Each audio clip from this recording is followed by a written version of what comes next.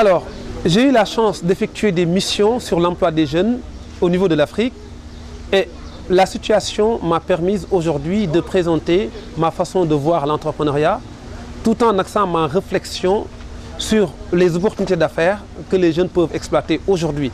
Donc à travers cet ouvrage, j'essaie un peu d'inciter les jeunes à développer leur esprit entrepreneurial qui est en eux. J'ai essayé de définir le parcours d'un entrepreneur, quelqu'un qui veut travailler pour son propre compte. Et la raison a été très simple. Aujourd'hui, on constate que les institutions dont nous disposons en Afrique ne nous permettent pas en tout cas d'apporter des solutions optimales par rapport à l'emploi des jeunes. Et je me dis, ça aurait été intéressant d'ouvrir une porte sur l'auto-emploi et l'entrepreneuriat au sens large. Et j'incite les jeunes à y aller et j'incite les jeunes à développer leur talent et j'incite aussi les jeunes à croire en eux-mêmes. Et c'est tout à fait favorable dans notre environnement. Alors, moi, je n'ai pas présenté mon parcours par ailleurs. J'ai dans un premier temps essayé d'expliquer l'entrepreneur comme une personne qui peut, dans son environnement donné, exploiter des activités génératrices de revenus. Donc cet entrepreneur est une femme qui vend des cacahuètes au bord de la rue. Cet entrepreneur est aussi un ingénieur qui peut concevoir un logiciel. Par exemple, toutes ces personnes-là qui se lèvent le matin ou bien qui se battent ou bien qui proposent des produits sur le plan économique, moi je les considère comme des entrepreneurs mais confirmés. Même nos jeunes Sénégalais qui sont aussi dans le secteur informel, qui évoluent dans ce secteur non structuré, je les considère aussi comme des entrepreneurs. La deuxième remarque que je peux donner, c'est qu'en fait, dans cet ouvrage, j'essaie aussi de faire comprendre aux jeunes africains que j'ai eu la chance de rencontrer d'autres jeunes qui ont fait des études limitées et ou qui sont étudiants ou qui n'ont pas fait de grandes études ou qui sont partis avec des moyens limités. Et toutes ces catégories de personnes-là ont eu à réaliser des produits concrets via un parcours d'entrepreneur simple. Donc je me dois aujourd'hui en tant qu'enseignant saluer en tout cas la pertinence des idées de ces jeunes.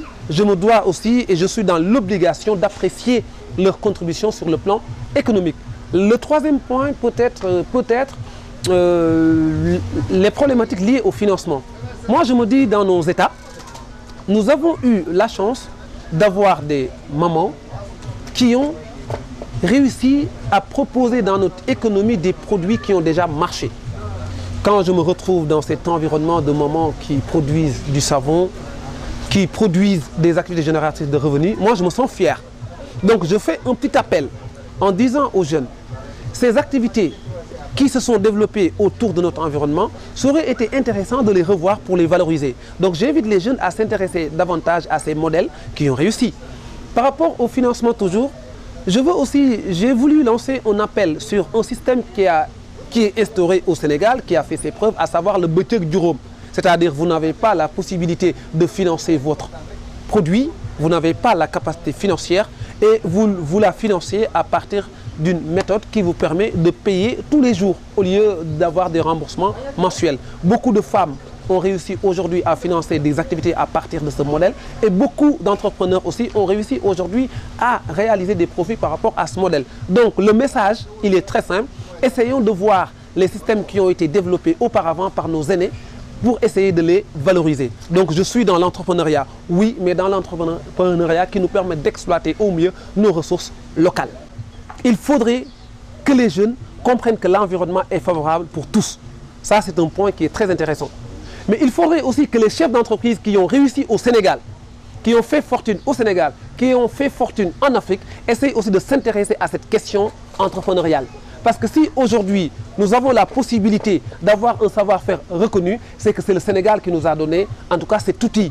C'est l'Afrique qui nous a donné cet outil. Donc j'invite tous les entrepreneurs à s'intéresser davantage à la question entrepreneuriale. Ils peuvent accompagner les jeunes via des formations pratiques. Ils peuvent accompagner les jeunes via le financement car ils ont eu la chance d'avoir une enveloppe financière énorme qui a été constituée dans le pays. Ça aurait été intéressant qu'ils accompagnent les jeunes. Mais en termes aussi d'accompagnement par rapport au développement du projet. Un chef d'entreprise qui a réussi, en tout cas dans un secteur d'activité, qui voit un jeune qui a envie de réussir, ça aurait été intéressant qu'il soit le parrain de ce jeune. Mais quand je parle de parrain, je parle de quelqu'un qui vous suit, qui vous accompagne, qui met en œuvre avec vous votre projet de création d'entreprise. J'invite aussi l'État à redoubler d'efforts par rapport aux initiatives qui ont été prises Moi, en fait, ça me permet en tout cas de saluer l'initiative qui a été prise par le président de la République le jeudi 9 janvier 2014, à savoir dissoudre les institutions qui étaient en faveur des politiques jeunes, des institutions telles que l'ANEJ, Agence nationale pour l'emploi des jeunes, FNPJ, Fonds de promotion des jeunes, ensuite l'ANAMAN qui s'occupe des marchands ambulants et ensuite l'agence des banlieues. Donc, en tout cas, j'ai essayé de l'expliquer dans mon ouvrage en disant que nous avons certes des institutions fortes en termes d'accompagnement des jeunes, mais il est important qu'on essaye de mettre en place une politique de rationalisation des politiques en supprimant toutes ces agences-là et en créant une seule agence pour avoir une cohérence en termes de politique. D'ailleurs, et ça me permet de faire un lien avec mon ami Birom Faye, l'ex-directeur de l'Agence nationale pour l'emploi des jeunes. En fait, si vous voulez, nous avons eu à beaucoup théoriser en tout cas sur ces questions et je salue son initiative, à savoir oser proposer aux autorités qu'il est important aujourd'hui qu'on s'oriente vers un seul modèle en termes d'accompagnement des jeunes. Monsieur le directeur, je salue votre initiative. Merci.